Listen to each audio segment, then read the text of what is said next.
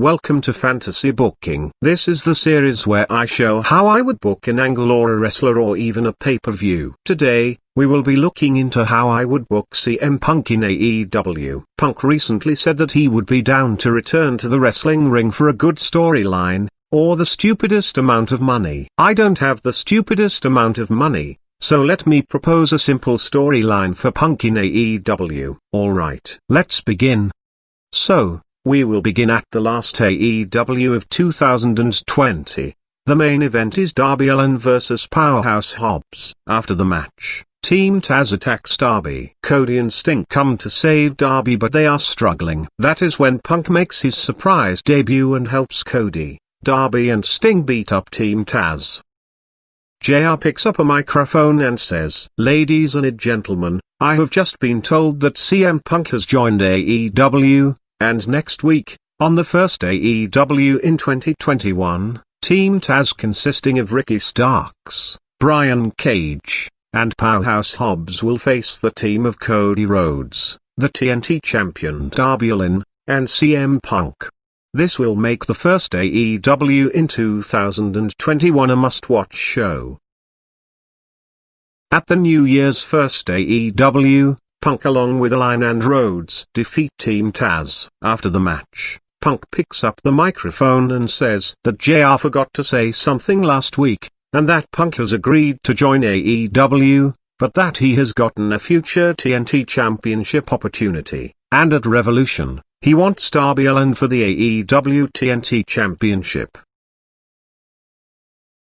This sets up Darby Allin vs CM Punk for the TNT Championship at AEW Revolution. Sting watches from the audience's seat similar to Allin, as Darby Allin and CM Punk have a 20-minute great match. Punk does win the match, winning his first AEW title. He does defend the title against Darby in a rematch at a Dynamite, but is able to retain the title.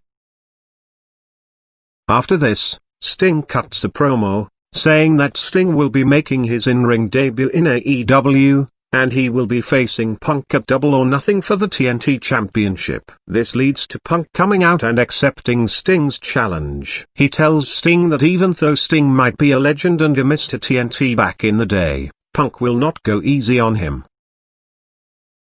On the day of the event, Sting pulls out a shocking win and Mr. TNT becomes the new TNT champion. Punk shakes Sting's hand after the match. This is for two reasons. Mr. TNT deserves a title run with the TNT Championship, and this frees up Punk to feud with the cleaner, and currently AEW champion, Kenny Omega.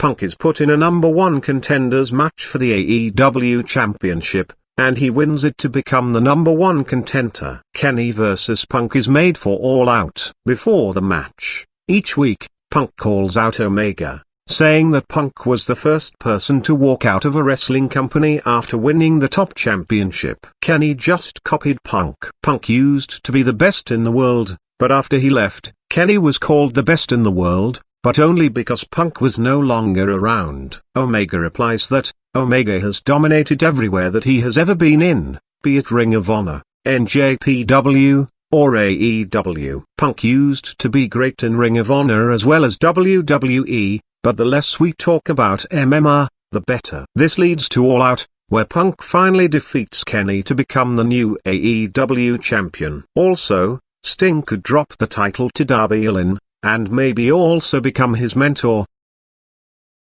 Next week, it is announced that at Full Gear, Kenny Omega will face Punk for the AEW Championship in a 30-minute Iron Man match. Kenny says that he will make sure that Punk drops the title at Full Gear. CM Punk says that Kenny couldn't beat him last time, and he won't be able to do it this time either.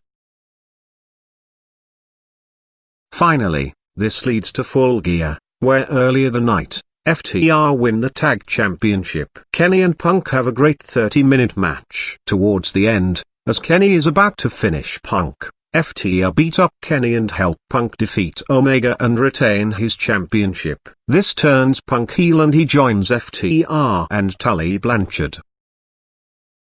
After this, the Christmas Eve special episode of AEW Dynamite has a very special match. It will be Punk with FTR versus Omega, with Young Bucks will both the AEW and Tag Team Championships on the line. Punk and FTR win and retain their title. Also, on this night, Brody Lee reclaims his TNT Championship after defeating Darby Allin. After this, Darby Allin becomes the new #1 contender for the AEW Championship at AEW Revolution. During this time, Sting as a mentor for Darby has a promo battle with Tully Blanchard, the two icons of their respective era. Darby and Punk also have their promo battles. This leads to AEW Revolution, where Sting turns on Darby Allin and aligns himself with the Punk and FTR to form the new Four Horsemen. And finally, Punk comes out the next AEW, and says there is no one that can defeat the Four Horsemen. There is no person that can defeat the best in the world, and with the help of FTR and Sting, he is invincible. That's when the Elite show up, the Elite consisting of Young Bucks, Cody Rhodes and Hangman Adam Page. 4 matches are made for AEW Double or Nothing. FTR vs Young Bucks for the AEW Tag Championship, the American Nightmare Cody Rhodes vs the Icon Sting, and CM Punk vs Hangman Adam Page for the AEW Championship. Finally, we come to AEW Double or Nothing, where the results are like this: Young Bucks wins the Tag Championship, Sting defeats Cody, and finally, the Super Over Hangman Adam Page wins the AEW Championship. This can further lead to Omega vs Adam Page match for All Out or Full Gear. And that is it. That is how I would book CM Punk in AEW. Let me know if you enjoyed it and what to rebook next in the comment section below. Be sure to like, share and subscribe, that will help out the channel a lot. Thanks again, see you in the next one.